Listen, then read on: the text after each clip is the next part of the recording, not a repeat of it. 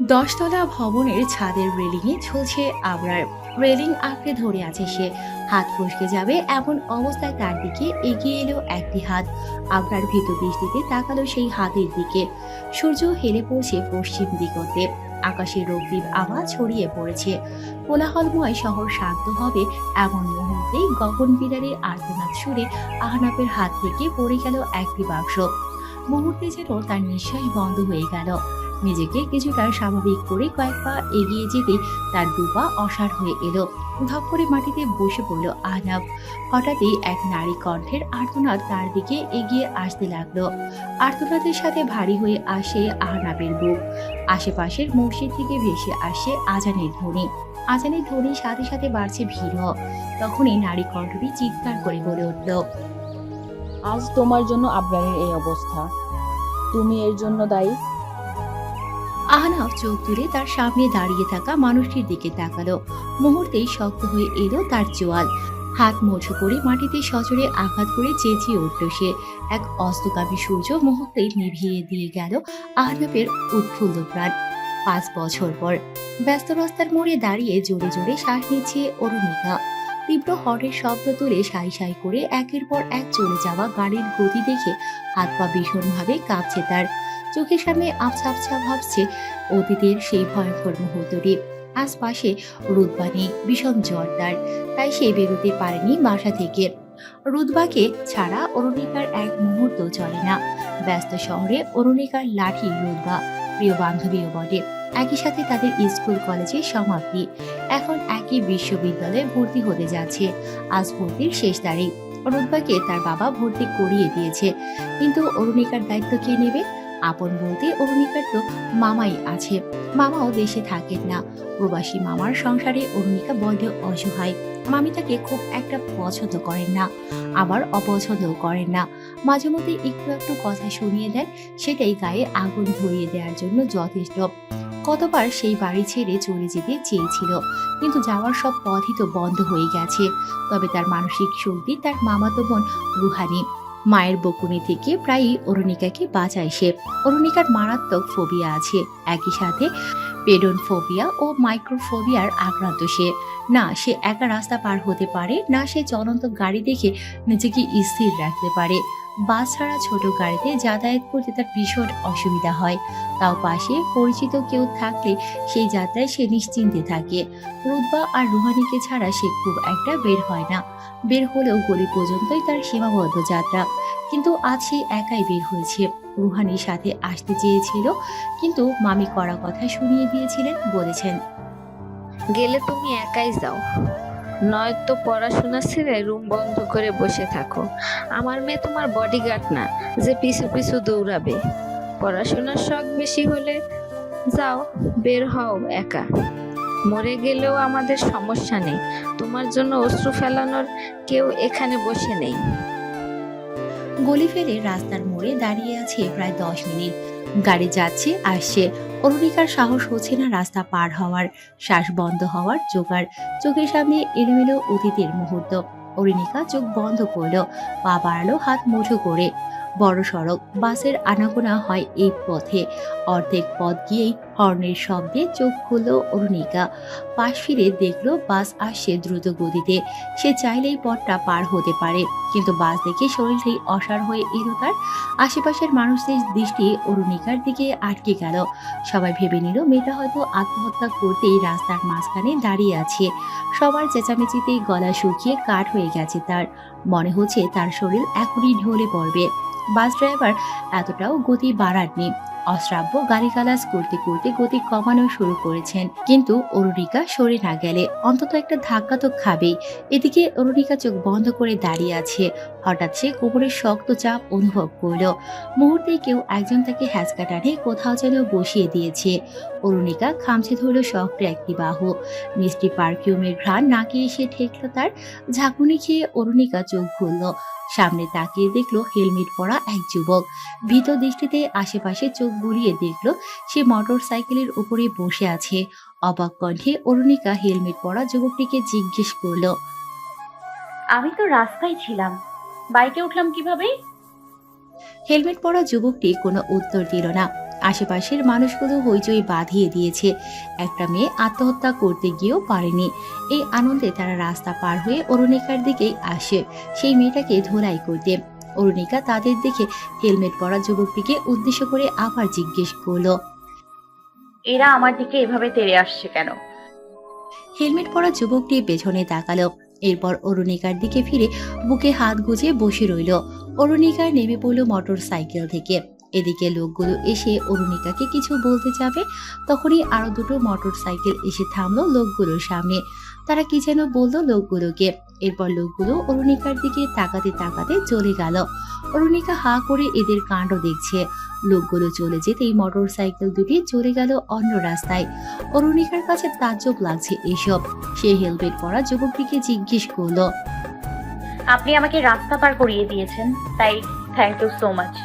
আমি আসলে মরার জন্য দাঁড়াইনি, আমার একটু ফোবিয়া আছে। হেলমেট পরা যুবকটি সেই আগের ভঙ্গিতেই বুকে হাত গুজিয়ে বসে আছে। অরুণিকা ভ্রু কুঁচকে তাকালো যুবকটির দিকে, মনে মনে ভাবলো, ইনি কি আমার দিকে তাকিয়ে আছে নাকি অন্য দিকে? অরুণিকা হেলমেটের গ্লাস ঠোকা দিয়ে বলল। শুনছেন? যুবকটি এবার নড়ে চড়ে বসলো। অরুণিকা কয়েক পা পিছিয়ে গেল, ভাবলো এবার কিছু বলবে, কিন্তু না, ছেলেটা তো কিছু না বলে মোটর সাইকেল ঘুরিয়ে চলে গেল। অরুণিকা অবাক কণ্ঠে বলল, তাজ্জব লোক তো, কি হলো কিছুই বুঝলাম না। লোকটা কি মাইন্ড করলো নাকি? অরুণিকা এবার আকাশের দিকে তাকিয়ে বলল, আল্লাহ, তুমি তো জানো আমি ইচ্ছে করে এমন করিনি। আমার জীবন আমার কাছে অনেক প্রিয়। যেই জীবনটা বাঁচানোর জন্য আমার কাছের মানুষ আমার পাশে নেই, সেই জীবনকে আমি কি করে ফেলনা ভাবি। ভর্তির কাজ সেরে ক্যাম্পাসের অফিস রুম থেকে বেরোতেই থমকে দাঁড়ালো অরুণিকা। তার মুখোমুখি দাঁড়িয়ে আছে কালো টি শার্ট পরা এক ছেলে, চোখে ছাই রঙের সানগ্লাস, হাতে বেল্ট, আঙুলে রূপার আংটি।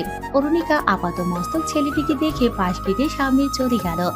এরপর সিঁড়ি বেয়ে নেমে গেল ধপধপিয়ে।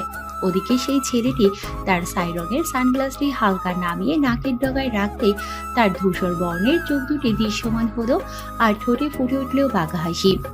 অরুণিকা ক্যাম্পাস থেকে বেরোতেই একটা রিক্সা এসে থামলো তার সামনে। অরুণিকা কিছু জিজ্ঞেস করার আগেই রিক্সাওয়ালা বলল।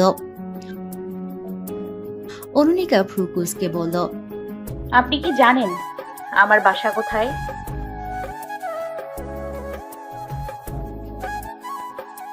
অরুণিকা অবাক হলো, বেশ সংশয় নিয়ে জিজ্ঞেস করলো। আপনি কিভাবে জানলেন? রিক্সাওয়ালা পেছন ফিরে বলল, কোন ভাইজান আবার?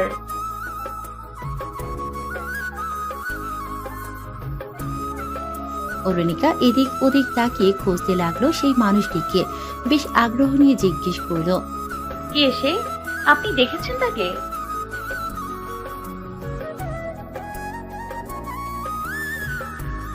অরুণিকা আশেপাশে তাকালো। রাস্তায় একটাও রিক্সা নেই, আছে তো সব মোড়ের মাথায়।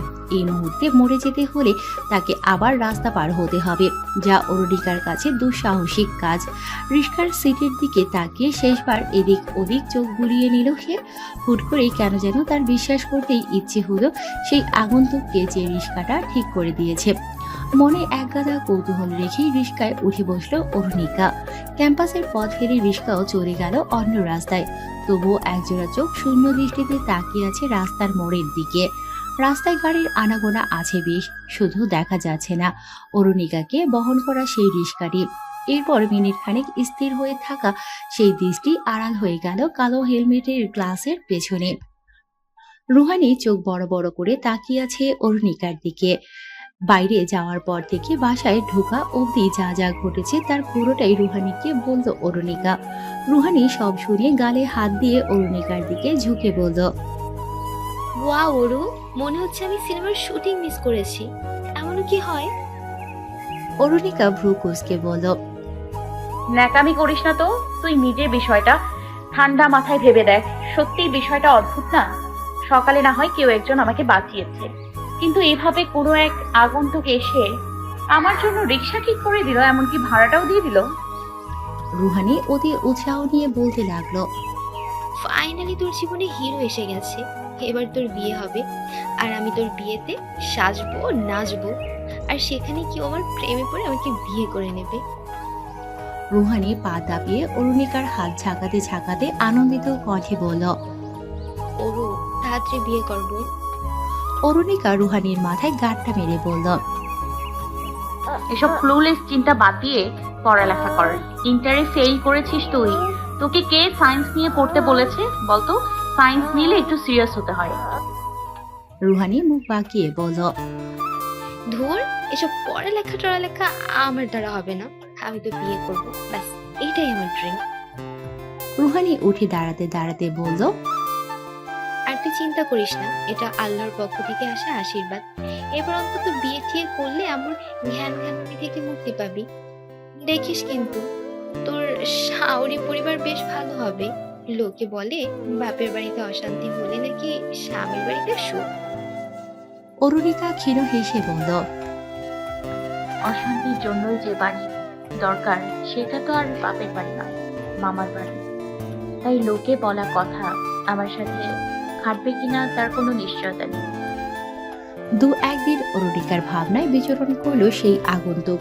এরপর বাস্তবতার চাপে সে তার ভাবনা থেকে জোর করে টেনে বের করলো সেই মানুষটিকে। বিকেলে সে ছাদে বসলো একটা কবিতার বই হাতে নিয়ে। বইয়ের নাম শতাব্দীব্যাপী শাসন। কৌতূহল থেকে বইটি এই বছর মেলা থেকে কিনেছিল সে। কবি ও ছন্দপুরুষ মিষ্টি মশাই নাম তার। কবিতার সারমর্ম বুঝেই অরুণিকার মনে হয়েছে কবি একজন পুরুষ। শতাব্দীব্যাপী শাসনের প্রথম কবিতাটি ছিল বেশ রোমাঞ্চকর। কবিতাটির নাম ছিল নিষিদ্ধ সাক্ষাৎ। জৈবন্ত এলো সবে, তুমি আমাতে মিলবে আবার কবে? প্রাণ ফিরল সবে, তুমি স্পর্শ করিবে আমায় কবে? প্রেমের সব ফাঁদ মিষ্টি রাত, তোমার আঁখি জলের বিষাদ, আমারে করিল ভীষণ আঘাত। তোমাতে আমাতে একদিন হইল সংসার, পথে জ্বলিল আগুন, হিয়ায় এলো ফাগুন, শান্তি প্রশান্তিতে মোর অস্থি মজ্জা ও যেন ডুবিয়াছে। আগাম আসনি সংকেত শুনিবে কে পাশে? ধরায় মিলিত হইল শতপ্রিয় প্রিয়সী, জৈবন প্রাণ মিলিল সেথায়, তোমারেও সেদিন দেখিলাম সেই ধারায়, যেথায় ঘটিল তোমাতে আমাদের এক নিষিদ্ধ সাক্ষাৎ। কবিতাটি পড়তে পড়তে আনমনেই সেই আগন্তুকের কথা মনে পড়ল অরুণিকার। আর তার ভাবনার ছেদ ঘটল তার মামির আগমনে। তিনি চেঁচিয়ে বললেন। সারাদিন বই আর বই, তোমার মামা কি যন্ত্র বিয়ে করে এনেছে নাকি? অরুণিকা মামির চিৎকারে বই বন্ধ করে সোজা হয়ে দাঁড়িয়ে গেল। মামি অরুণিকার দিকে এক নজর তাকিয়ে কোমরে হাত রেখে বললেন। তুমি কি সংসারে কিছুই এগিয়ে দিতে পারো না? রুহানি ঘুমাচ্ছে আর আমার মাথা ধরেছে। যাও নিচে নেমে ফার্মেসি থেকে আমার জন্য ওষুধ নিয়ে আসো। অরুণিকা মুখ ছোট করে বলল। রাস্তা পার হয়েই যেতে হয় ওদিকে। মামি কপাল চাপড়ে বললেন। মেয়ে বলে কি, এইটুক রাস্তাও কি তোমাকে পার করিয়ে দিতে হবে? এখন তো কলেজেও পাশ করে ফেলেছো, এখন অন্তত একা চলার অভ্যাস করো। অরুণিকা চুপচাপ বেরিয়ে পড়ল। রুহানি আর অরুণিকা সমবয়সী। অরুণিকা এবছর ইন্টারে খুব ভালো জিপিএ পেয়েছে। এখন সে শহরের নামকরা বিশ্ববিদ্যালয়ে ভর্তিও হয়েছে। কিন্তু রুহানি একাধারে পদার্থ বিজ্ঞান, উচ্চতর গণিত, ইংরেজিতে ফেল করে বসে আছে। অরুণিকার সামনে মেয়ের এমন অবনতি সহ্য করতে পারছেন না অরুণিকার মামি আতকিয়া জাহান। তাই ইদানিং তিনি রুহানির সব রাগ অরুণিকার ওপর ছাড়ছেন। অরুণিকাও নীরবে সহ্য করছে। মামা মামি আশ্রয় না দিলে পথে থাকা ছাড়া উপায় ছিল না তার। বাবা মার মৃত্যুর পর একমাত্র তারাই অরুণিকার দায়িত্ব নেয়ার জন্য এগিয়ে এসেছে। রক্তের সম্পর্কগুলো তো সব অচেনা হয়ে গেছে অনেক আগেই। অরুণিকা রাস্তার মোড়ে এসে দাঁড়িয়ে আছে। মুখোমুখি অন্য পারে দাঁড়িয়ে থাকা ফার্মেসির দিকে তাকিয়ে সে ভাবতে লাগলো। ফার্মেসিটা রাস্তার ওপারে কেন? এত দূরে কেউ ফার্মেসি যায়? এই এলাকার মানুষগুলো কি খুঁড়িয়ে খুঁড়িয়ে রাস্তা পার হয়ে ঔষধ কিনবে নাকি? এপারের মানুষের সাথে ঘোর অন্যায় করেছে ফার্মেসির মালিক। এক পাশে অরুণিকা দাঁড়িয়ে বিড়বিড় করছে, অন্য পাশে একজোড়া চোখ তার দিকে স্থির দৃষ্টিতে তাকিয়ে আছে। সামনের রাস্তায় পা বাড়ানোর আগ মুহূর্তেই হঠাৎ একটি কালো গ্লাভস পরা হাত তার দিকে এগিয়ে এলো। অরুণিকা চকিত দৃষ্টিতে তাকালো সেই হাতের দিকে। পরক্ষণে পাশ ফিরে তাকালো সে, দেখলো তার পাশে কালো হেলমেট পরা এক যুবক দাঁড়িয়ে আছে। হেলমেটের জন্য তার চেহারা দেখা যাচ্ছে না, কিন্তু অরুণিকা ঠিক চিনেছে এই যুবককে। এই যুবক সেই যুবক যে কয়েকদিন আগেই তাকে রাস্তা পার করিয়ে দিয়েছিল। অরুণিকা অবাক হয়ে তাকিয়ে আছে আগন্তুকটির দিকে। এদিকে যুবকটি অরুণিকার নড়চড়ন না দেখে নিজেই শক্ত করে ধরল তার হাত। অরুণিকা কেঁপে উঠল সেই মানুষটির স্পর্শে, কিন্তু মানুষটির কোনো ভ্রুক্ষেপ নেই। সে সামনের রাস্তায় পা বাড়ালো। অরুণিকা এখনো স্তব্ধ হয়ে আছে। মানুষটির দিকে তাকিয়ে যে সে রাস্তা পার করে ফেলেছে সেটাই খেয়াল করলো না সে। এখনো ঘোরের মধ্যেই আছে সে। রাস্তা পার হতে যুবকটি অরুণিকার হাত ছেড়ে দিল। অরুণিকা মিনিট খানিক স্থির হয়ে দাঁড়িয়ে রইল। আগন্তুক যুবকটি তার মুখের সামনে হাত নাড়াতে অরুণিকা দ্রুত পায়ে হেঁটে ফার্মেসিতে ঢুকে গেল। তাড়াতাড়ি ওষুধ কিনে রাস্তার মোড়ে এসে দেখলো আগন্তুকটি কোথাও নেই। এদিক ওদিক কোনো খোঁজাখুঁজি করেও সেই হেলমেট পরা যুবককে কোথাও পেল না সে। মনে মনে ভাবল, গেল কোথায় সে? হঠাৎ অরুণিকা খেয়াল করলো রাস্তা পুরোটাই খালি। অনেকক্ষণ ধরেই কোনো গাড়ি এদিকে আসে না। অরুণিকা রাস্তা পার হয়ে আইল্যান্ডে উঠে দাঁড়াতেই ভ্যাবাচ্যাকা খেয়ে গেল। রাস্তার দুপাশে 3টি করে মোটর সাইকেল আড়াআড়িভাবে দাঁড়িয়ে আছে। অরুণিকা আইল্যান্ড থেকে নেমে রাস্তা পার হয়ে গলির মুখে এসে দাঁড়িয়ে পেছন ফিরে তাকালো। মোটর সাইকেল 6টি সাই সাই করে সামনে দিয়ে চলে গেল। আর সাথে সাথে রাস্তায় আটকে থাকা গাড়িগুলো আবার যাওয়া আসা শুরু করলো। আর অরুণিকা স্থির হয়ে মোটর সাইকেল 6টি যাওয়ার পথের দিকে তাকিয়ে রইল। অরুণিকার মুখ থেকে এমন ঘটনা শুনে লাফিয়ে বিছানা ছেড়ে উঠে বসল রুহানি। অবাক কণ্ঠে বলল, কি হচ্ছে ওরু? অরুণিকা ভাবুক কণ্ঠে বলল, আমিও বুঝতে পারছি না। এমন তো আগে কখনোই হয়নি, কিন্তু ইদানিং এমন কেন হচ্ছে? এই এলাকায় তো আমরা আজ অনেক বছর ধরে আছি। রুহানি কিছু একটা ভেবে বলল, কিন্তু একটা জিনিস পরিবর্তন হয়েছে। কি? তুই এত বছর রোববার আমার সাথে স্কুলে গিয়েছিলি। আমরা না গেলে তুই স্কুলে যাসনি। এমনকি আম্মু আর আমার সাথে যে কোনো কাজে বের হয়েছিলি বাসা থেকে। বাবাও তোকে ওই সময় একা বের হতে বারণ করেছিল। কলেজ ওঠার পর রোববার ছাড়া বাসা থেকেই বের হতি না। কলেজ ছাড়াও খুব একটা বের হতি না। তোর গণ্ডি তো বাড়ির ছাদ থেকে গলির মুখ পর্যন্ত সীমাবদ্ধ ছিল। কিন্তু সেদিন প্রথম তুই একা বের হলি, আজও একা গলির বাহিরে গেলি। আমার কি মনে হয় জানিস? কি? কেউ একজন তোকে আগে থেকেই ফলো করতো, কিন্তু আমরা কেউ না কেউ ছিলাম, তাই তোর সামনে আসার সাহস পাইনি। অরুণিকা অবাক হয়ে তাকিয়ে রইল রুহানির দিকে। রুহানি উৎসাহিত কণ্ঠে বলল, ও মাই গড ওরু, তোর এত এত হিরো! ভাবতে সিনেমার ভাইব আসছে। অরুণিকা রুহানির হাত চেপে ধরে চাপা স্বরে বলল, রুহু মামা মামি জানলে আমাকে পড়তেই দেবে না। রুহানি ভাবলেশীন ভঙ্গিতে বলল, কি যে বলিস! অরুণিকা ভীত কণ্ঠে বলল, তুই আবার মামিকে এসব বলিস না কিন্তু। আমাকে কি পাগল মনে হয়? আমি লেডি হিটলারকে উস্কে দেবো নাকি? এতটা হিংসুটে না আমি। এরপর রুহানি দুহাত মিলে বলল, যাবন জিলে আপনি জিন্দেগি। অরুণিকা জড়িয়ে ধরল রুহানিকে, বলল, তুই না থাকলে আমি তো দম বন্ধ হয়ে ওপারে পাড়ি দিতাম। রুহানি অরুণিকার মাথায় গাঁটটা মেরে বলল, আমার বিয়েতে নাচানাচি কে করবে? হ্যাঁ, আমারও তো তোর বিয়েতে শাড়ি পরতে হবে। ওয়াও, কখন যে আমাদের বিয়ে হবে! অনেক মজা হবে না? বিয়ে বিয়ে বিয়ে বাদ দে এসব বিয়ের স্বপ্ন। এবার পাশ করার জন্য পড়। আজকাল ছেলেরা অনার্স পাস বউ খোঁজে। ইন্টারে ফেল শুনলে উল্টো হেঁটে পালাবে। ধুর মিয়া, খালি পড়ালেখা টড়ালেখার কথা। ভাল লাগে না এসব আজাইরা কথা। রোমান্টিক কথা বল। আচ্ছা, তুই যে একটা কবিতার বই কিনেছিস না, ওইটা পড়ে আমাকে অর্থ বুঝিয়ে দিস তো। আমি এসব কবিতা টবিতা বুঝি না, এক লাইন পড়ে বুঝলাম। প্রেম ট্রেম নিয়ে লেখা। আমাকে একটু অর্থ বুঝিয়ে দিস বনু, তোকে ক্যান্ডি খাওয়াবো। অরুণিকা বুকে হাত গুজে বাঁকা চোখে তাকিয়ে রইল রুহানির দিকে। পরক্ষণেই দুবোন হেসে উঠল শব্দ করে। এক সপ্তাহ গড়াতেই সেই দিনটি চলে এলো, যে দিনটির জন্য খুব আগ্রহ নিয়ে অপেক্ষা করছিল অরুণিকা। রুদ্বা আর অরুণিকা ভিন্ন সময়ে ভর্তি হওয়ায় তারা আলাদা গ্রুপে পড়েছে।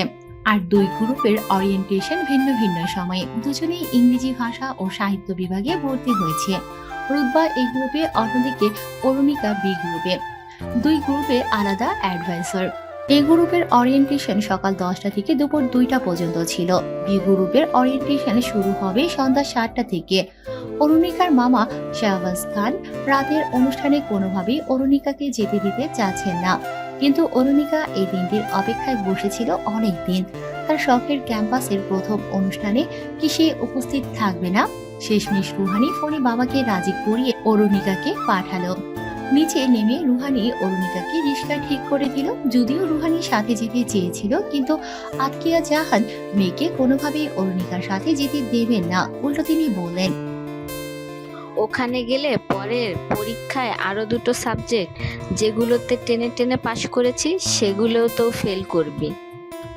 রুহানি উত্তরে বলল, যেগুলো ফেল করেছি ওইগুলোই পরীক্ষায় দিতে হবে, বাকিগুলো হবে না। বেশি কথা না রুহু, এত রাত পর্যন্ত আমি আমার মেয়েকে বাইরে থাকতে দেব না।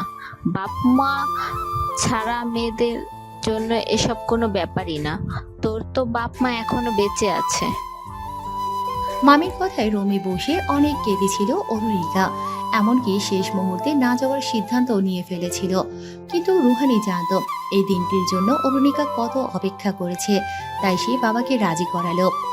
অরুণিকা মলিন মুখে বলল, রুহু, তুই তো মামা মামিকে রাজি করিয়ে দিয়েছিস, এখন রিক্সাও ঠিক করে দিচ্ছিস, কিন্তু আসার সময় কিভাবে আসবো? রুহানি হেসে বলল, বনু তুই যা, নিশ্চিন্তে আনন্দ কর, নতুন বন্ধু বানা, তোকে এসব ভাবতে হবে না, আমি তো কেনার ব্যবস্থা করব।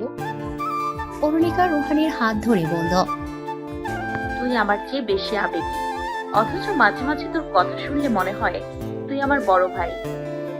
রুহানি হাসল। এরপর অরুণিকাকে রিক্সা ঠিক করে দিয়ে পাশের বাসায় ফয়েজ আলমের বাসায় গেল। তিনি এই মাসেই নতুন এসেছেন। সিঁড়ি দিয়ে নামতে রুহানির সাথে কয়েকবার দেখা হয়েছিল ফয়েজ আলমের। সালাম বিনিময়ে রুহানি এইটুকু বুঝেছে ফয়েজ আলম যথেষ্ট ভদ্রলোক এবং বিনয়ী। রুহানি বাসায় গিয়ে জানালো ফয়েজ সাহেব এই মুহূর্তে বাসায় নেই, তিনি অফিসে গেছেন। তার ছেলে রুহানিকে দেখে জিজ্ঞেস করলো, কি চাই? রুহানি বলল, আঙ্কেল না থাকলে কি আন্টির সাথে কথা বলতে পারবো? ভ্রু কুঁচকে তাকালো সেই ছেলে, জোর গলায় ডাকলো, মা, কই তুমি? দেখো কোথা থেকে কোন মেয়ে একটা এসেছে। রুহানি ভ্রু কুঁচকে তাকালো। ভেতর থেকে তাহিরা বেগম বেরিয়ে এলেন। মৃদু হেসে বললেন, কে তুমি মা? রুহানি সালাম দিয়ে বলল, আমি পাশের ফ্ল্যাটেই থাকি। আচ্ছা, আমরা মাত্র এসেছি তো, তাই এখনো দেখা করতে পারিনি। এখনো সব গোছানো বাকি। সমস্যা নেই আন্টি, আসলে বিপদে পড়ে এসেছি, যদি একটু সাহায্য করতেন।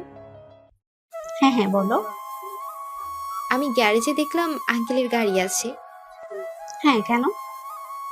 রুহানি এবার অরুণিকার ফোবিয়ার কথা সাথে আজকে তার ওরিয়েন্টেশনের কথা জানিয়ে বলল, গাড়িটা যদি আমার বোনকে নিয়ে আসতে যেত, আমরা যাওয়া আসার ভাড়া দিয়ে দেব, কিন্তু বিশ্বস্ত কেউ তো লাগবে।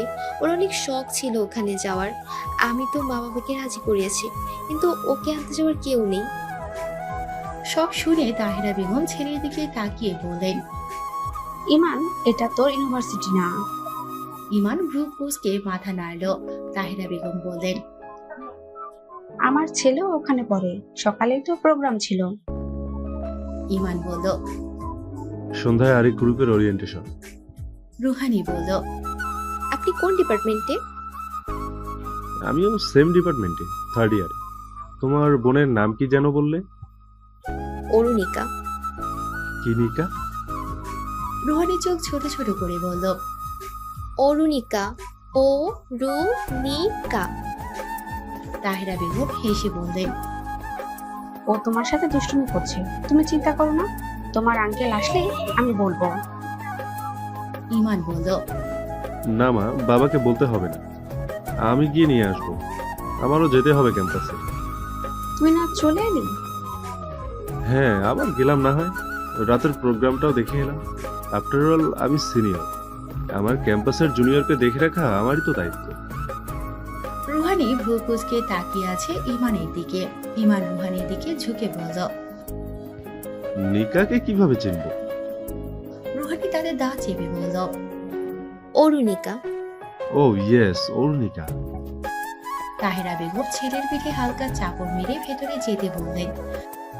রুহানি, তুমি বসো মা, আমি তোমার জন্য নাস্তা আনছি। না না আন্টি, আমি চলে যাব।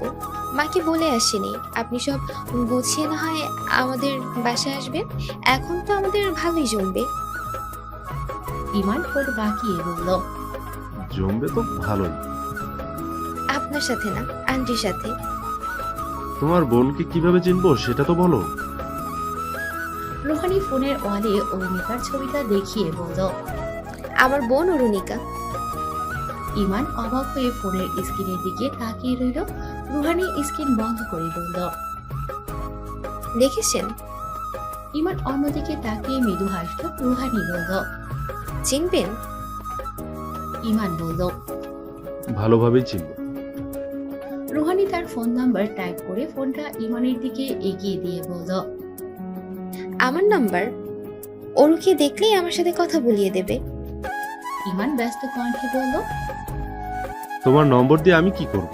তুমি বরং নিকার নাম্বারটিই দাও, আমি নিজেই কল দিয়ে ওকে খুঁজে নেব। রুহানি চোখ ছোট করে বলল। অরুণিকা? হ্যাঁ হ্যাঁ, একটা বললেই হলো। রুহানি অরুণিকার নাম্বার এগিয়ে দিল। ইমান খুব দ্রুত টাইপ করে সেভ করে নিল সেই নাম্বার। এরপর আনমনেই হাসল সে। রুহানি ফুটুসকে তাকিয়ে ভাবতে লাগলো। এবারটা তো হাসছে কেন? আমি কি ওর নাম্বার দিয়ে ভুল করেছি? ওর শুনলে নির্ঘাত আমার সাথে রাগ করবে, কিন্তু আমার কি করার আছে? এই মুহূর্তে আমার কাছে এটাই ঠিক মনে হয়েছে।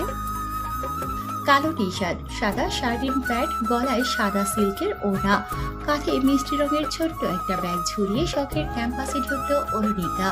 মৃদুমন্দ হাওয়ায় তার চুলগুলো উড়ছে। ক্যাম্পাসের সামনের গেটটি ফুল দিয়ে সাজানো। রাতের অরিয়েন্টেশনের জন্য মরিচবাতি ঝুলানো হয়েছে। ফোন হাতে নিয়ে ক্যাম্পাসের দৃশ্য ধারণ করতে ব্যস্ত অরুণিকা। হঠাৎ কারো গায়ের সাথে ধাক্কা খেয়ে অরুণিকার হাত থেকে ফোনটা মাটিতে পড়ে গেল। তাড়াতাড়ি ফোনটা মাটি থেকে তুলে সামনে থাকা মানুষটির কিছু একটা বলার জন্য উঠে দাঁড়াতেই থমকে গেল সে। চোখ জোড়া স্থির হয়ে গেল তার। কিন্তু গরম হাওয়ায় ও তার শরীর শিরশির করে উঠল। অরুণিকা অস্পষ্ট স্বরেই বলে উঠল। আহনাফ। অরুণিকার মুখে নিজের নাম শুনে গুরু গম্ভীর মুখে তাকালো আহনাফ চৌধুরী। অরুণিকার গলা শুকিয়ে গেছে। হাত এগিয়ে আহনাফকে স্পর্শ করতে গিয়েও থেমে গেল আহনাফের প্রতি উত্তরে। আমি কি তোমাকে চিনি? অরুণিকা মাথা নিচু করে মাথা নাড়ল। আহনাফ বলল। আমি যদি তোমাকে না চিনি তুমি আমাকে চিনবে কিভাবে? আমার নাম ধরে ডেকেছো কেন? তুমি কি জানো আমি কে? অরুণিকা আবার মাথা নাড়ল। আহনাফ এবার অরুণিকার দিকে ঝুঁকে এসে বলল। আমি তোমার ডিপার্টমেন্টের lecturer.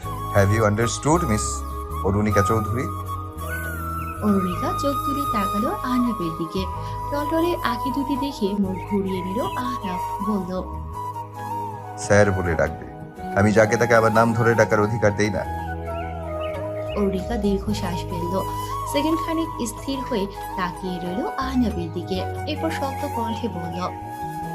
Sorry sir, next time আমি আমার সীমার মধ্যেই থাকবো। আমিও অনেকটা আপনার মতোই, আমিও কাউকে বেশি অধিকার দেই না, কিন্তু জোরপূর্বক অধিকার দেখানোর মানুষ আশেপাশে অনেক আছে। আমারও উচিত এসব মানুষ থেকে দূরে থাকা। যাকে তাকে অধিকার দিয়ে নিজেকে নোংরা করতে কে চায় বলুন? কথাটি বলেই অরুণিকা আহনাফকে পাশ কাটিয়ে চলে গেল। অন্যদিকে আহনাফ হাত মুঠো করে দাঁড়িয়ে আছে। কাঁধে কারো স্পর্শ পেয়ে আহনাফ পেছন ফিরে তাকিয়ে দেখলো ইভান দাঁড়িয়ে আছে। ইভান অরুণিকার যাওয়ার দিকে তাকিয়ে বলল। নিজের রাগকে নিয়ন্ত্রণে রাখিস শাওনা। অতীতে যা হওয়ার হয়েছে। ক্যাম্পাসে এসব নিয়ে ঝামেলা করিস না, ক্যাম্পাসের রেপুটেশন নষ্ট হবে। এখানে কেউ যাতে না জানে অরুণিকার সাথে তোর কি সম্পর্ক। আহনাফ দাঁতে দাঁত চেপে বলল। ওর সাথে আমার কি সম্পর্ক এটা আমি নিজেই মনে রাখি, অন্য কেউ জানার প্রশ্নই আসে না। অডিটোরিয়ামে ঢুকে পছন্দনীয় একটা সিটে বসে পড়ল অরুণিকা। আজকের সন্ধ্যাটা তার কাছে স্বপ্নের মতোই লাগছে। তার প্রিয় ক্যাম্পাস, প্রিয় ডিপার্টমেন্ট, আবার একটু আগেই দেখা হয়ে গেল প্রিয় মানুষটির সাথেও। অরুণিকা পরক্ষণে নিজের ভুল শুধরে নিয়ে বলল। সে মোটেও আমার প্রিয় মানুষ নয়, সে একজন অপ্রিয় মানুষ। আই হ্যাভ টু হেট হিম। অনুষ্ঠান শেষ হতেই নতুন শিক্ষার্থীদের একটি ব্যাগ, একটি স্কার্ফ, রাতের খাবারের জন্য একটি প্যাকেট দিয়ে চলে গেল সিনিয়র শিক্ষার্থীরা। অরুণিকা তার জিনিসপত্র নিয়ে বাইরে বেরিয়ে আসতেই একটা মেয়ে তার পথ রোধ করে দাঁড়ালো। অরুণিকা মেয়েটির দিকে তাকাতেই মেয়েটি জিজ্ঞেস করলো, কি নাম তোমার? অরুণিকা বিনয়ী কণ্ঠে বলল। অরুণিকা। মেয়েটি বুকে হাত গুজে অন্যদিকে ফিরে বলল, দেখলাম আহনাফ স্যারের সাথে ওখানে দাঁড়িয়ে তুমি অনেকক্ষণ কথা বলছিলে। কি বলছিলে? অরুণিকা মৃদু হেসে বলল, ওরকম তো কিছু বলিনি, আর ফ্রেশের কিনা সেটাই জিজ্ঞেস করেছে। মেয়েটি অরুণিকাকে আপাতমস্তক দেখে বলল, আমি জয়িতা, তোমাদের ডিপার্টমেন্টের সিনিয়র। আহনাফ স্যার এই ক্যাম্পাসের লেকচারার প্রায় 1 বছর হচ্ছে। উনি এই ক্যাম্পাসেরই স্টুডেন্ট ছিলেন, বিএ এমএ এখানেই করেছেন। সেই সূত্রে আমারও সিনিয়র ছিলেন। আর ক্যাম্পাসের পুরনো স্টুডেন্টরা জানে আহনাফ স্যার নিজ থেকে মেয়ে স্টুডেন্ট বা মেয়ে কলিগদের সাথে কথা বলেন না। তুমি যে কথা বলেছ সেটা আমি বুঝেছি। অরুণিকা অন্যমনস্ক হয়ে বলল, হয়তো আমিই বলেছি। সেটাই তো, স্যার যখন স্টুডেন্ট ছিলেন তখন আমি ফ্রেশার ছিলাম। আমি ছাড়া আর কারো সাথে তিনি কথা বলেন না। উনি আমাকে এই ডিপার্টমেন্টের ক্লাবের সেক্রেটারি বানিয়েছেন। আর এখনো আমি ছাড়া স্যার আর কারো সাথেই কথা বলেন না। তুমি বুঝতে পেরেছো আমি কি বোঝাতে চেয়েছি? অরুণিকা মাথা নেড়ে বলল। জি আপু। জয়িতা মৃদু হেসে বলল, তুমি যেহেতু বি গ্রুপে, তাহলে তো আহনাফ স্যারই তোমার অ্যাডভাইজার। শোনো, যদি কোনো ব্যাপারে স্যারের সাথে কথা বলতে হয় আমাকে বলবে, আমি স্যারকে জানিয়ে দেব। আমি বি গ্রুপ 4th ইয়ার। আচ্ছা আপু, ধন্যবাদ। তাদের কথার মাঝখানে ইমান এসে অরুণিকার পাশে দাঁড়ালো। জয়িতা ইমানকে দেখে বলল, তুই এখানে কেন?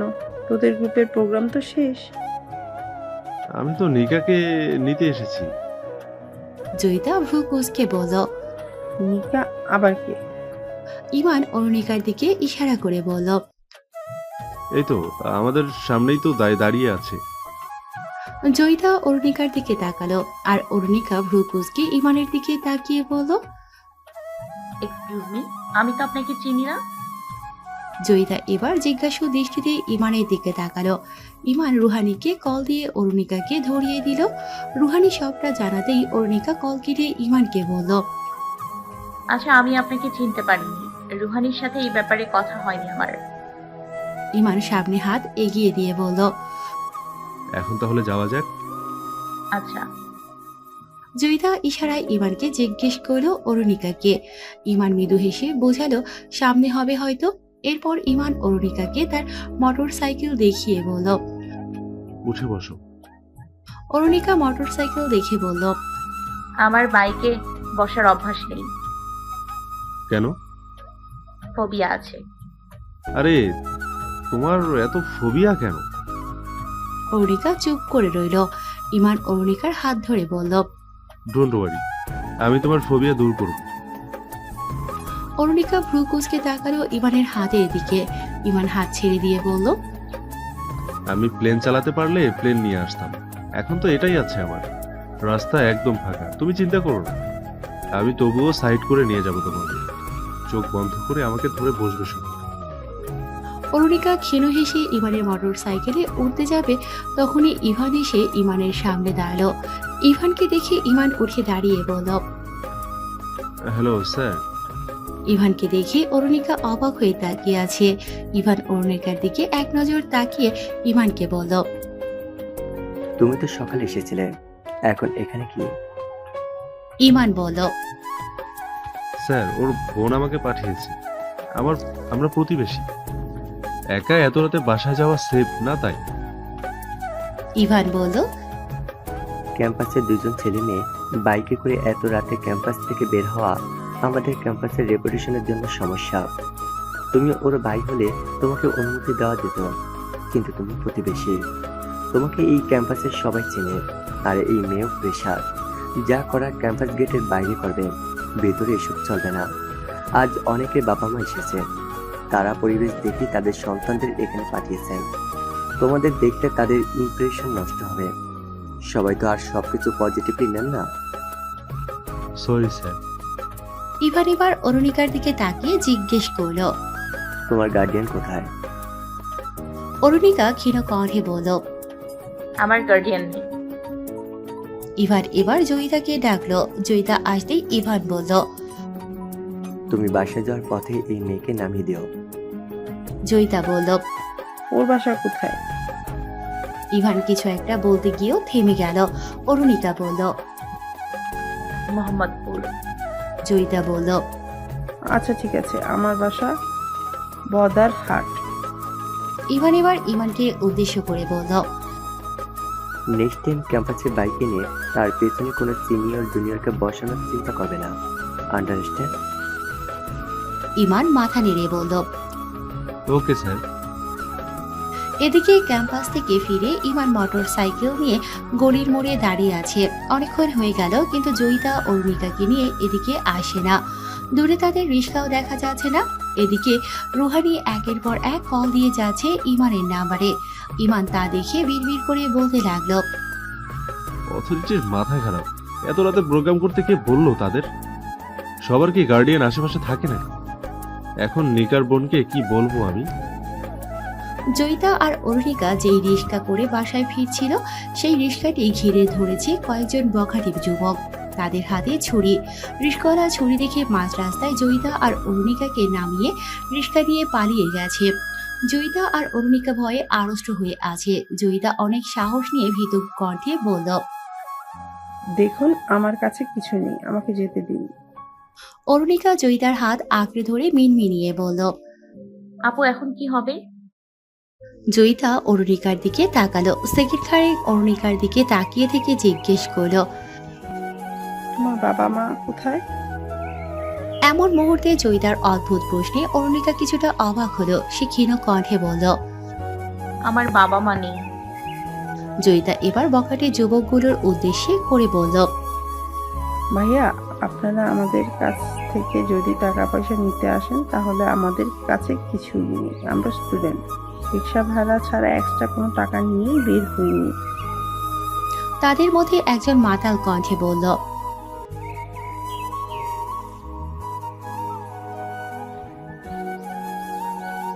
জয়িতা নিজেকে স্বাভাবিক করে বলল। আমার বাবা মা জানলে তোমাদের অনেক ক্ষতি হবে। এরপর অরুণিকাকে দেখিয়ে দিয়ে বলল। ওর বাবা মা নেই।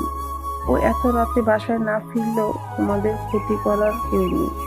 তোমরা যা করার ওর সাথে করো। দেখো, ও আমার চেয়েও বেশি সুন্দরী, বয়সও কম। অরুণিকা চোখ বড় বড় করে জয়িতার দিকে তাকালো। জয়িতার হাত চেপে ধরে বলল। আপু কি বলছো এসব? জয়িতা অরুণিকার হাত সরিয়ে দিয়ে কয়েক পা পিছিয়ে গেল। বখাটে যুবকগুলো এবার অরুণিকাকে ঘুরে ঘুরে দেখতে লাগলো। অরুণিকা জয়িতার দিকে তাকিয়ে নিঃশব্দে কান্না করছে। সবকিছু অন্ধকার লাগছে তার। এদিকে জয়িতা সুযোগ বুঝে সামনে পালিয়ে গেল। দৌড়াতে দৌড়াতে সে পেছনে তাকাচ্ছে। সে খেয়াল করলো বখাটে যুবকগুলো তার পিছু করছে না। তারা অরুণিকাকে বিরক্ত করতেই ব্যস্ত। সে এবার নিশ্চিন্ত মনে ধীরে ধীরে হেঁটে সামনে থেকে একটা রিক্সা নিয়ে চলে গেল। যদিও তার মনটা খসখস করছিল, কিন্তু নিজেকে বাঁচানোর জন্য সে এই কাজটাই ঠিক মনে করলো। এদিকে বখাটে যুবকগুলোর একজন অরুণিকার গলা থেকে ওড়না নিয়ে কোমরে বেঁধে বিশ্রীভাবে অরুণিকার শরীরে চোখ বুলাতে লাগলো। আরেকজন অরুণিকার ঢিলে ঢালা টি শার্টটি পেছনের দিকে টেনে ধরায় শরীরের সামনের ভাঁজগুলো দৃশ্যমান হলো। অরুণিকা নিজেকে ছাড়িয়ে নিয়ে সোজা মাটিতে বসে নিজেকে মুক্ত করার জন্য তাদের কাছে আকুতি মিনতি করতে লাগলো, কিন্তু তাদের দয়া হলো না। একজন তার চুল মুঠো করে ধরে তাকে টেনে ওঠালো মাটি থেকে। এরপর রুমাল ঢুকিয়ে দিল অরুণিকার মুখে। অরুণিকা রুমাল নিয়ে ফেলতে যাবে তখনই আরেকজন যুবক তার হাত শক্ত করে পেছনের দিকে টেনে ধরলো। হাতটা যেন ভেঙেই যাবে আজ। ব্যথায় শুধু দরদর করে চোখের জল গড়িয়ে পড়ছে। মিনিট খানেক পর হাত দুটি ছেড়ে দিয়ে চুল ধরেই তাকে পাশের গলির দিকে নিয়ে যেতে লাগলো আরেকজন। রাস্তার উপর একটা চায়ের দোকানেই খোলা ছিল, বাকি পুরো রাস্তা ফাঁকা। দোকানদার নীরবে দেখছেন এসব। সামনে এগিয়ে গেলে তার গলায় ছুরি চালিয়ে দিতেও দ্বিধাবোধ করবেন না এই বগাটি যুবকগুলো, কারণ এই এলাকার বড়সড় সন্ত্রাস তাদের ভাই। সেই সন্ত্রাসের ক্ষমতার দাপটে তারা রাত বেরাতে রাস্তায় বেরিয়ে ছিনতাই করে, এমনকি একা মেয়ে পেলেই তাদের উঠিয়ে নিয়ে যায় নিজেদের বস্তিতে। সেখানে গিয়েই মেয়েটিকে ধর্ষণ করে। ধর্ষণ করলেও পার পেয়ে যায় এরা। কয়েক মাস পর কিভাবে যেন জেল থেকে বেরিয়ে আসতে পারে। দোকানদার তাই চুপচাপ এসব দেখছেন, প্রতিবাদ করতে এগিয়ে আসেন না, কারণ তিনি একা কখনো এদের ঠেকাতে পারবেন না। এদিকে অরুণিকা ব্যথায় কুঁকড়ে যাচ্ছে, তবুও সে নিরুপায় হয়ে সামনে এগোচ্ছে। গলির ভিতরে ঢুকেই আরেকটা সরু গলি চোখে পড়ল। অরুণিকা শরীরের সব শক্তি দিয়ে যুবকগুলোকে সরাতে চাইলে তাদের মধ্যে একজন অরুণিকার স্পর্শকাতর জায়গায় জোরে ঘুষি মারল। অরুণিকার নিচের বুকে হাত রেখে মাটিতে বসে পড়ল। মাথা ভন ভন করছে তার শরীরে কোনো শক্তি আর অবশিষ্ট নেই। বখাটেদের একজন অরুণিকার সামনে বসে তার গালে ঠোঁটে গলায় হাত বোলাতে লাগলো, কিন্তু যখনই সে অরুণিকার বুকের উপর হাত রাখতে যাবে তখনই একটা শক্ত লোহার গড়া তার পিঠের উপর এসে পড়ল।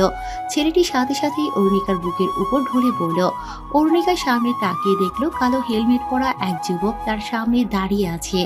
অরুণিকা কিছু বুঝে ওঠার আগেই তার বুকের উপর লুটিয়ে পড়া সেই বখাটে ছেলেটিকে টেনে সরিয়ে তার পিঠে সমানে লোহার রড দিয়ে আঘাত করতে লাগলো হেলমেট পরা যুবককে।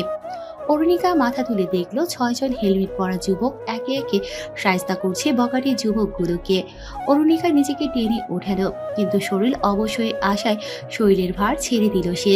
মাটিতে লুটিয়ে পড়ার আগ মুহূর্তে একটা হাত শক্ত করে জড়িয়ে ধরল তাকে।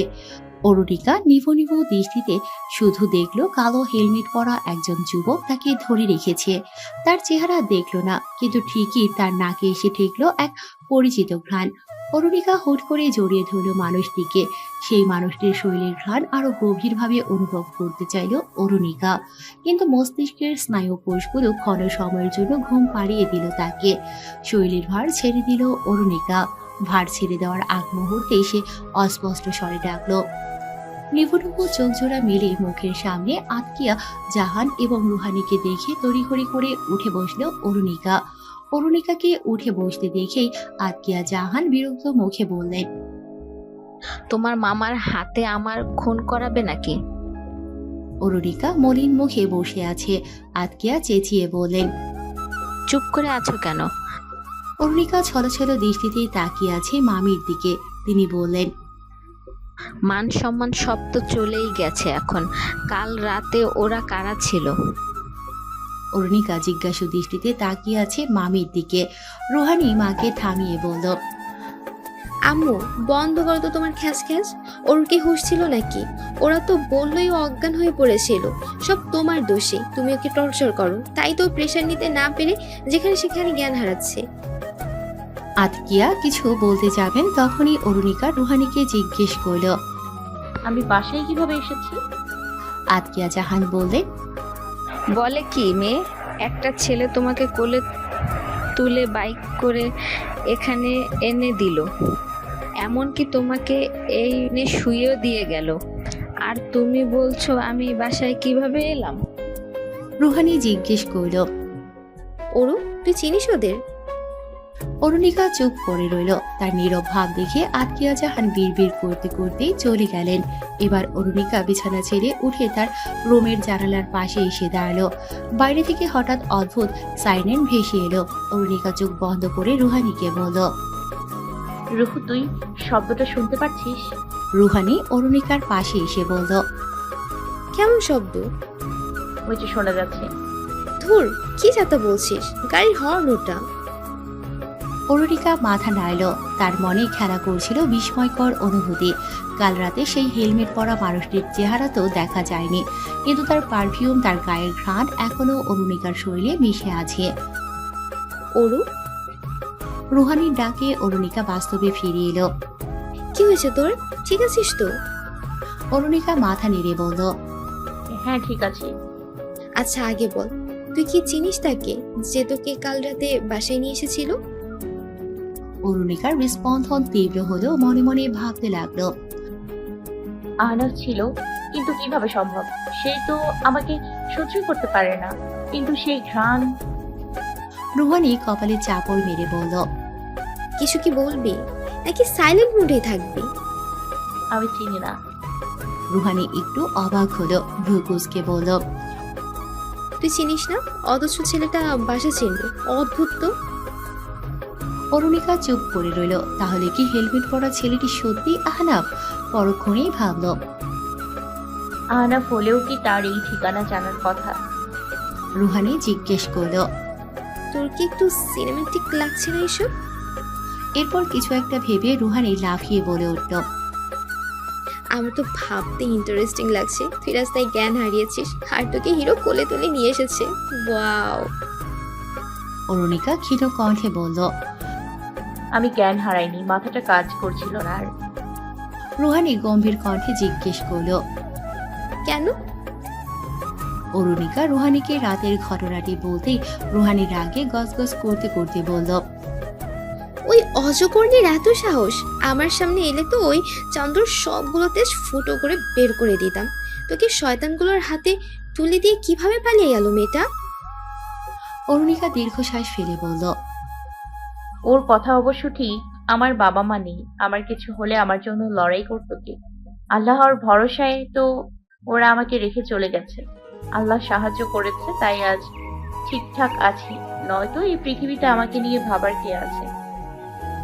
রুহানি অরুণিকার কাঁধে হাত রেখে বলল, আমি আছি, আমার বোনকে আমি প্রোটেক্ট করব। কলিং বেল বেজে উঠতেই অরুণিকা আর রুহানির কথোপকথনে বাধা পড়ল।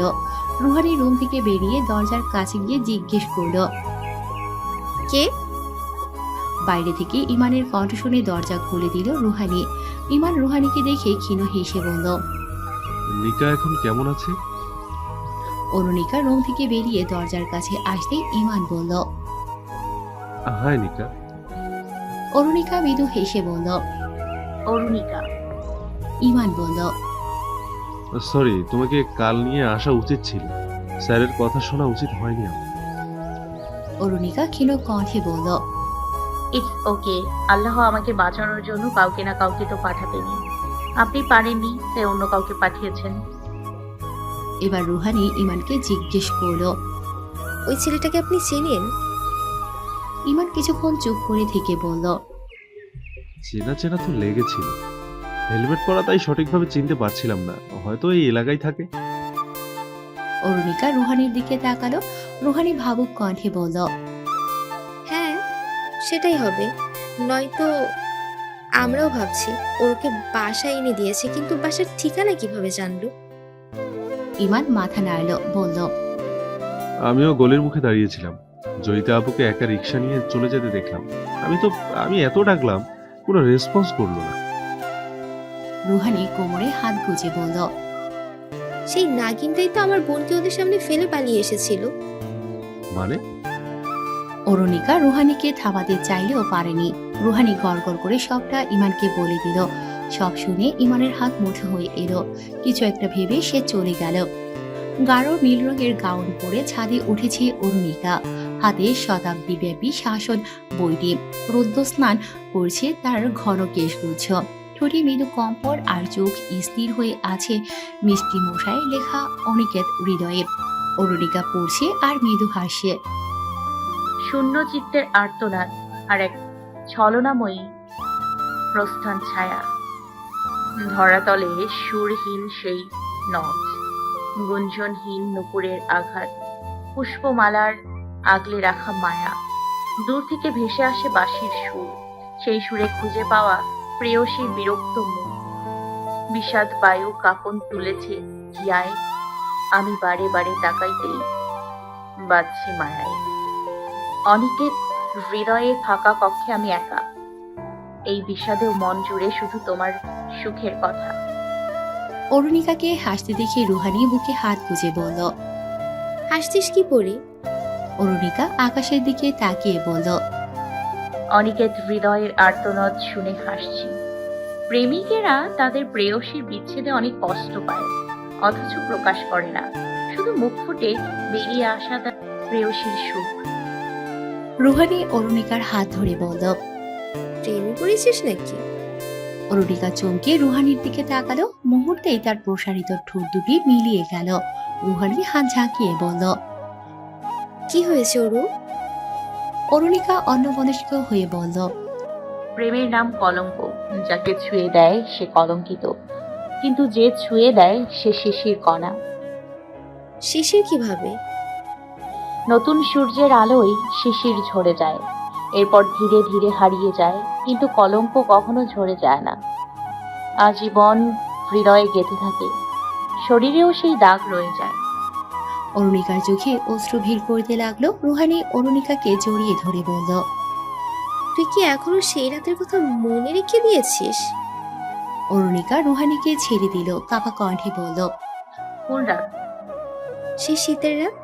তুই কি ভালোবাসিস সেই মানুষটাকে? অরুণিকার চোখ দিয়ে অশ্রু গড়িয়ে পড়ল। দ্রুত চোখ মুছে বলল। না, একদম না, একদমই না রুহ।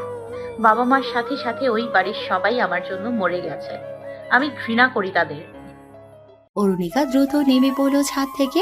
রুহানি ছাদের রেলিং এর পাশে এসে দাঁড়াতে খেয়াল করলো পাশের ছাদ থেকে একটা চশমা পরা যুবক এক দৃষ্টিতে তাদের ছাদের দিকে তাকিয়ে আছে।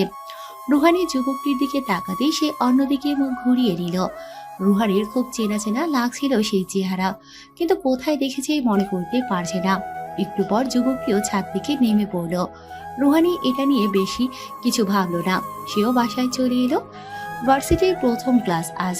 অরুণিকা রুদবার সাথে বেরিয়ে পড়লো বাসা থেকে।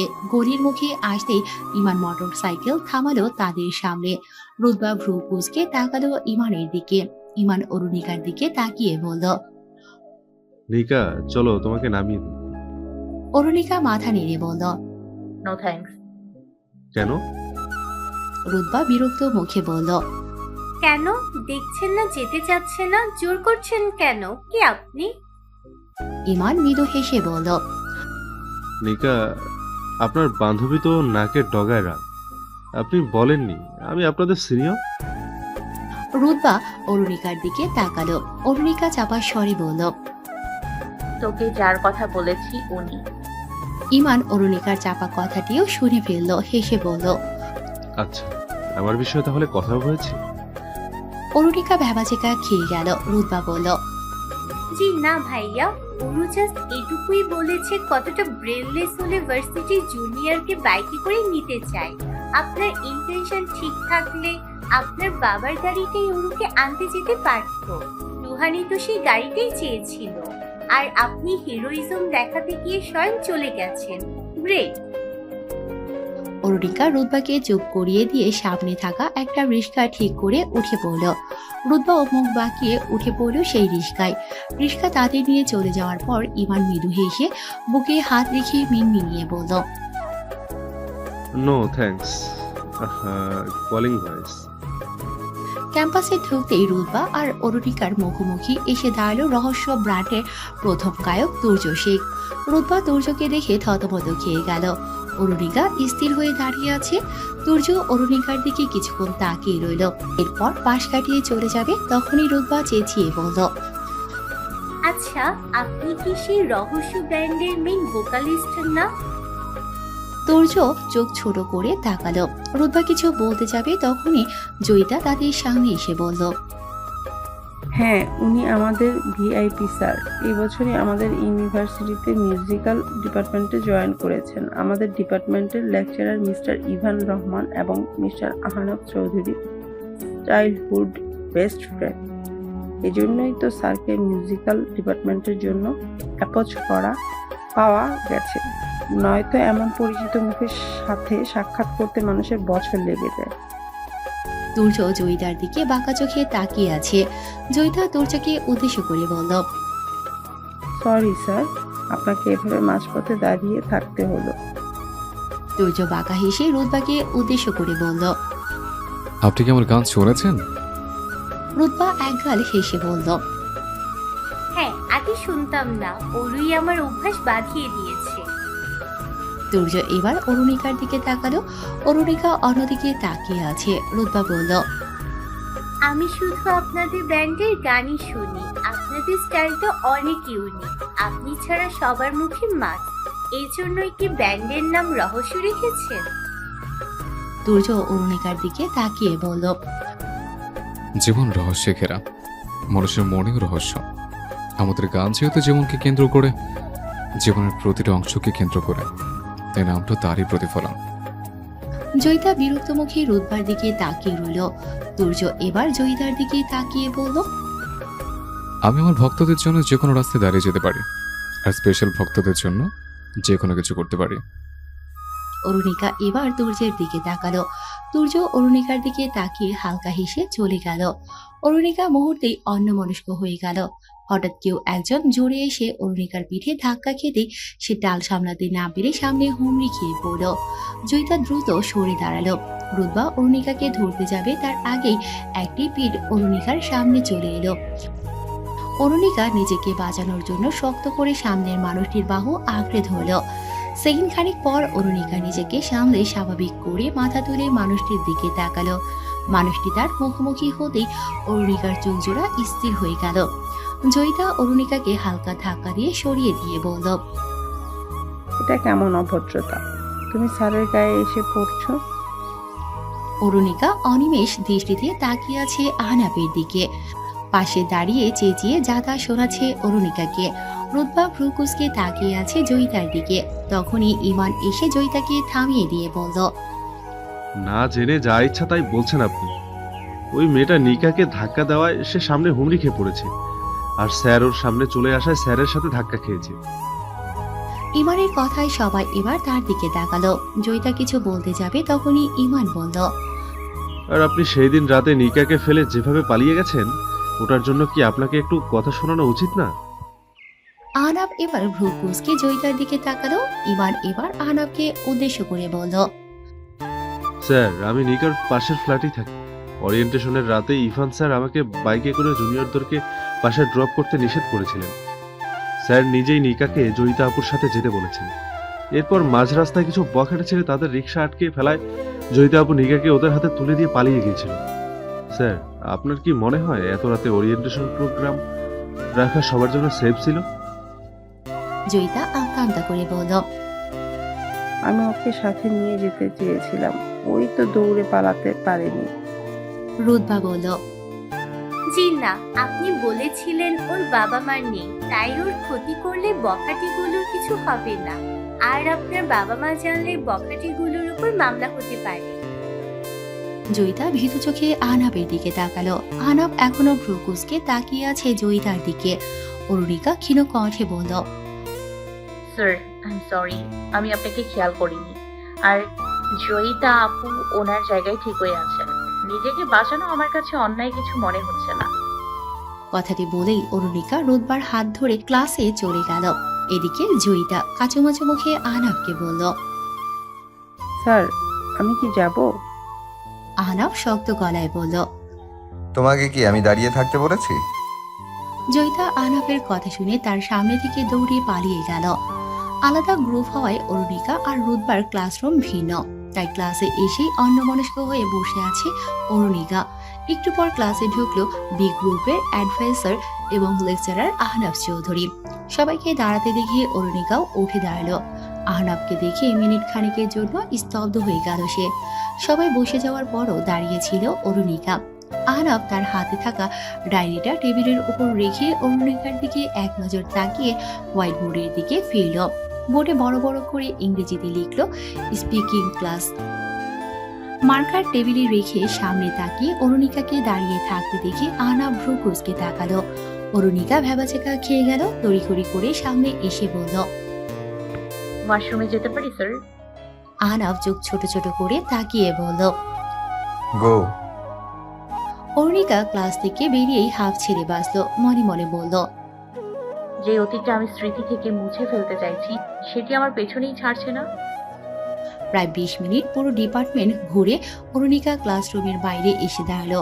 আহনাফ অরুণিকার দিকে ভয়ঙ্কর দৃষ্টিতে তাকিয়ে বলল, এতক্ষণ লাগে ক্লাসে আসতে? ওয়াশরুমে গিয়েছিলে নাকি বাসায় গিয়ে আবার ক্যাম্পাসে এসেছো? অরুণিকা মাথা নিচু করে বলল। Sorry sir. আহনাফ অন্যদিকে মুখ ফিরিয়ে বলল, এখন বাকি 25 মিনিট বাইরেই দাঁড়িয়ে থাকবে। এরপর বাকি ছাত্রছাত্রীদের উদ্দেশ্য করে বলল, যাদের আমার ক্লাস ভালো লাগবে না তারা 20 মিনিট কেন, একদম 45 মিনিট পর ক্লাসে ঢুকবে, নয়তো এভাবেই ক্লাসের বাইরে দাঁড়িয়ে থাকতে হবে। আহনাব আবার ক্লাস নেওয়া শুরু করলো। প্রথম দিনই স্পিকিং ক্লাসে ছাত্রছাত্রীদের 10 জন করে 5টি গ্রুপে ভাগ করে দিল।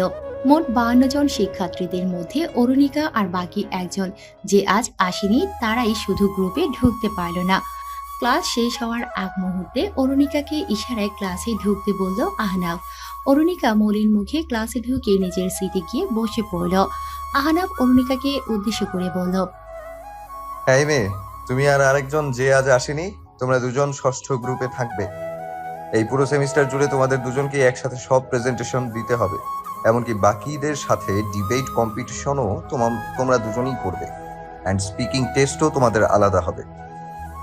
যেই কাজ এখন 10 জন একসাথে করছে সেই কাজ তোমরা দুজন মিলে করবে, আর এটাই তোমাদের শাস্তি। কথাগুলো বলে আহনাব ক্লাস থেকে বেরিয়ে পড়ল। অরুণিকা এখনো চুপচাপ নিজের সিটে বসে আছে। তার হাতে কোর্স সিলেবাস, রুটিন আর লেকচারারদের নামের তালিকা।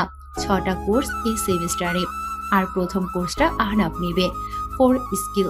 কোর্সে শিক্ষকদের উপর অনেকটাই নির্ভর করতে হয় ছাত্রছাত্রীদের, আর আহনাব কতটা কঠোর শিক্ষক তা প্রথম দিনই ক্লাসের সব শিক্ষার্থীরা বুঝে ফেলেছে।